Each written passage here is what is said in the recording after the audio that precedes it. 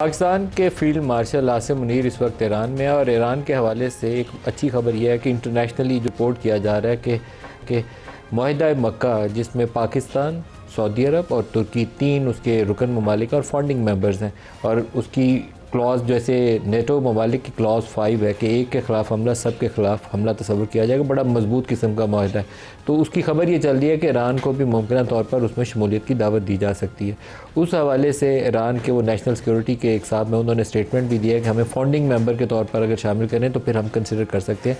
मालूम नहीं कि वो फाउंडिंग मेंबर्स के तौर पर सऊदी अरब, टर्की और पाकिस्तान ईरान को दावत दे रहे हैं या नहीं दे रहे, लेकिन as a matter of principle Iran के साथ सिक्योरिटी कोऑपरेशन का एक अरेंजमेंट होना चाहिए जिसमें दफ़ाई ताउन करें एक दूसरे के साथ काउंटर टेररिज्म के हवाले से। इसी तरीके से तीनों ममालिक अगर पाकिस्तान, सऊदी अरब और तुर्की इकट्ठे हैं और ये इनकी कमिटमेंट है कि एक के ख़िलाफ़ हमला सब के ख़िलाफ़ हमला तस्वुर होगा, तो इलाके के जो दीगर ममालिक हैं उनके साथ ये सिक्योरिटी कोऑपरेशन का चैप्टर खोल सकते हैं। सबको मुआहदे में शामिल करना ज़रूरी नहीं होता है। ऐसी तंजीम आमतौर पर डिसफंक्शनल हो जाती है जिसमें बहुत ज़्यादा रुकन ममालिक हों और आपके ऑब्जेक्टिव्स ऐसे कंट्राडिक्टरी हों कि आप उनको हासिल ही ना कर पाएँ। लेकिन आप सिक्योरिटी कोऑपरेशन, इस इलाके की सिक्योरिटी का कोऑपरेशन कर सकते हैं, काउंटर टेररिज्म, इंटेलिजेंस शेयरिंग और इस तरह के बहुत सारे मामलात को जॉइंट ट्रेनिंग एक्सरसाइजेज कर सकते हैं। उसके ऊपर कॉन्फिडेंस बिल्डिंग मैयर शुरू हो जाते हैं। सऊदी अरब और ईरान के दरमियान में अगर फासला है तो उसको मिटाने में बहुत मदद मिल सकती है। ख़बर साथ ये भी है कि फील्ड मार्शल ने जाने से पहले अमरीकी सदर ट्रंप से भी फ़ोन के ऊपर बात की है, क्योंकि ईरान के ऊपर अमेरिका अब वो पहले तो जंगी कार्रवाइयाँ करके कह रहे थे कि हम इनको तबाह कर देंगे, अब वो कह रहे हैं इकनॉमिक सैंक्शंस इनके ऊपर इतनी लगाएंगे कि कोई मुल्क उनके साथ ट्रेड नहीं कर सकेगा।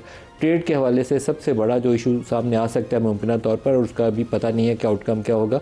China 1.4 million barrels per day on average Iran से तेल ख़रीदता रहा पिछले चंद सालों में। सबसे बड़ा दुनिया में तेल का ख़रीदार वही है और मुमकिन तौर पर ईरान के पास जो कुछ डिफेंस कैपेबिलिटीज़ है उसमें भी चाइनीज़ कोऑपरेशन यकीनन शामिल होगा, क्योंकि बड़ा सबसे दुनिया का बायर ही चाइना है। तो ये सैंक्शंस चाइना को इम्पैक्ट करती हैं। चाइना सुनता या नहीं सुनता वो आने वाले दिन तय करेंगे, लेकिन फील्ड मार्शल के दौरे से कुछ आइस ब्रेक करने की तवक्को की जा रही है कि हो सकता है कुछ बर्फ़ पिघल जाए और मामलात कुछ बेहतरी की जानब आगे बढ़ जाएं, जहां पर मज़ीद जंगी कार्रवाइयों या इकनॉमिक सैंक्शन की बजाय बैठ के बातचीत के ज़रिए मसले को हल किया जा सके।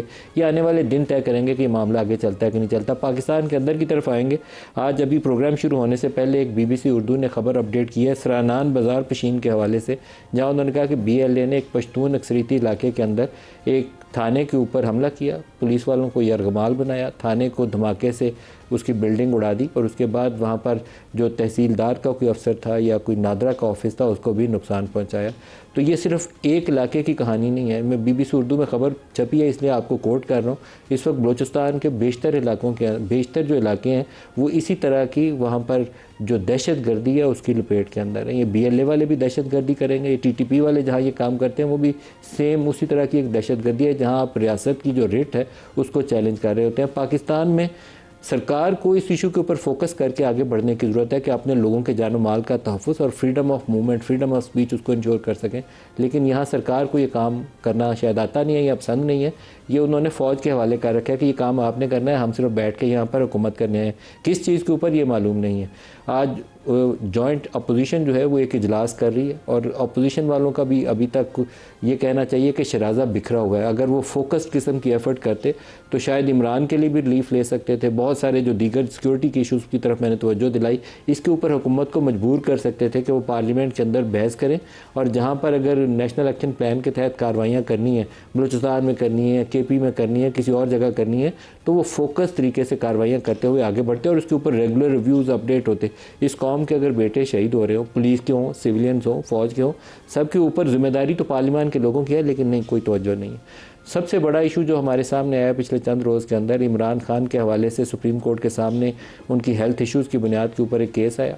उनकी फैमिली को उनसे मिलने नहीं दिया जा रहा था। उसके ऊपर सुप्रीम कोर्ट ने 3 साल बाद एक ऐसा ऑर्डर दिया जिससे लगा ये था कि 26वीं और 27वीं तरमीम के बाद हम सोच रहे थे कि सुप्रीम कोर्ट को बिल्कुल बेदस्तोपा कर दिया गया, लेकिन सुप्रीम कोर्ट ने अपनी ताकत दिखाई, बहादुरी दिखाई और एक ऑर्डर पास किया। लेकिन हुकूमत उसके सामने जो थी वो बिल्कुल अड़कर खड़ी होगी कि हम तो इसके ऊपर इम्प्लीमेंटेशन नहीं होने देंगे। सारी सिक्योरिटी अरेंजमेंट किए गए शिफा हॉस्पिटल के लिए, लेकिन शिफा में इमरान को ले जाया ही नहीं गया।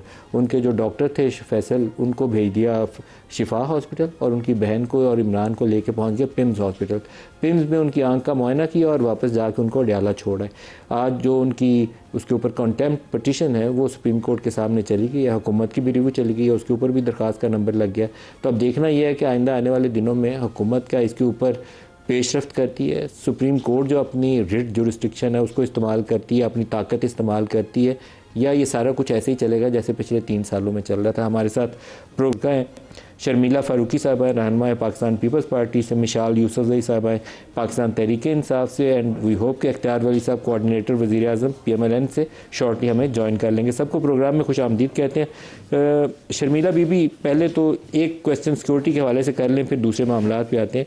ये मैंने पेशीन की मिसाल दी, लेकिन इस वक्त KP बलोचिस्तान पूरा ही ऐसी सूरत हाल से दो चार है। कुछ तवज्जो नहीं करनी चाहिए कि रोज़ाना पार्लियामेंट बैठे इस पर बात करे और नेशनल इलेक्शन प्लान के अपडेट जो है उसके ऊपर रिव्यू किया जाए? शुक्रिया मलिक साहब, आपने बिल्कुल सही कहा कि ये जो बलूचिस्तान के मामलात हैं, अंदरूनी खैबर पख्तूनख्वा के जो मामलात हैं, इनके ऊपर वाक़तन कौमी असम्बली में बात होनी चाहिए, और बात होनी चाहिए वहाँ के इलेक्टेड नुमाइंदों की तरफ से। ऑपोजिशन जिनका ताल्लुक़ PTI से है, उनकी वहाँ पर हुकूमत है, और KPK के अंदर सीवियर इश्यूज़ हैं सिक्योरिटी के मामलात के हवाले से। इवन एक जो एडमिनिस्ट्रेटिव मशीनरी है, that is a complete breakdown. Balochistan KP दोनों में अब है, दोनों में है, और बलूचिस्तान में तो डेफिनेटली बहुत सारे इश्यूज़ हैं। आए दिन हम देख रहे हैं कि सिक्योरिटी फोर्सेस भी शहीद हो रहे हैं और दहशतगर्दों को भी मारा जा रहा है। इन कैमरा सेशन हो या कौमी इसके ऊपर डिबेट होना चाहिए। अगर पाकिस्तान का कोई एक भी हिस्सा तकलीफ़ के अंदर है तो पूरा पाकिस्तान तकलीफ़ में। और अगर हम बात करते हैं जी, जिस तरह हुकूमत बात करती है मईशत बेहतरी की जानिब जा रही है और जी ये कर लिया वो कर लिया, हम एक तरफ तो ईरान और अमेरिका की सालसी के मामलात में लगे हुए हैं कि किस तरीके से वहाँ जंग रोकें, लेकिन हम अपने मुल्क के अंदर इन दो सूबों के मामलात नहीं तय कर पा रहे हैं कि किस तरीके से। फिर AGK के अंदर आपका हमारी कैपेसिटी का इशू है, पॉलिटिकल इंटेंट नहीं है, क्या मामला है? देखिए, आई थिंक पॉलिटिकल इंटेंट भी है और कैपेसिटी भी है। I am not saying we have one of the best armies in the world. इसमें कोई दो राय नहीं। पॉलिटिकल लीडरशिप ने रोड मैप देना होता है। देखिए, रोड मैप बिल्कुल, देखिए इस वक्त तो आपकी पॉलिटिकल लीडरशिप और आपकी जो आर्म फोर्सेज हैं, दे ऑन वन पेज। मेरा ख्याल है मुल्क में बाकी सारी चीज़ें छोड़ देनी चाहिए, बलूचिस्तान और KPK के अंदर अमन कायम करना चाहिए। वन पेज हो तो फिर सूरत हाल काबू में क्यों नहीं आ रही? अब देखिए ना, ये तो बड़ा सवाल है। बलूचिस्तान में आप लोगों की हुकूमत है ना, KP में तो PTI वाले कह रहे तावन नहीं करते। बलूचिस्तान में देखिए, चले ये इनका अपने मसले मसाइल हैं, ये तो कहीं भी तावन नहीं करते, तो आपस में अभी इनका खुद का तावन नहीं चल रहा। लेकिन बलूचिस्तान के जो मामलात हैं, और ये आज के नहीं है मलिक साहब, ये बहुत सालों से दहाइयों से चले आ रहे हैं। मुझे याद है कि पहली दफ़ा जब सदर मुमलिकत बने थे तो उन्होंने एक आगाज़ लिया था, आगाज़ हुकूक बलूचिस्तान से, और वो एक अच्छा स्टार्ट हुआ था। फिर जब हमारी हुकूमत गई उसके बाद क्या हुआ, तितर बितर हुई चीज़ें आगे पीछे, बट उस पर उस तरीके से अमल दरामद नहीं हुआ। नेशनल एक्शन प्लान पे उस तरीके से अमल दरामद नहीं हो रहा।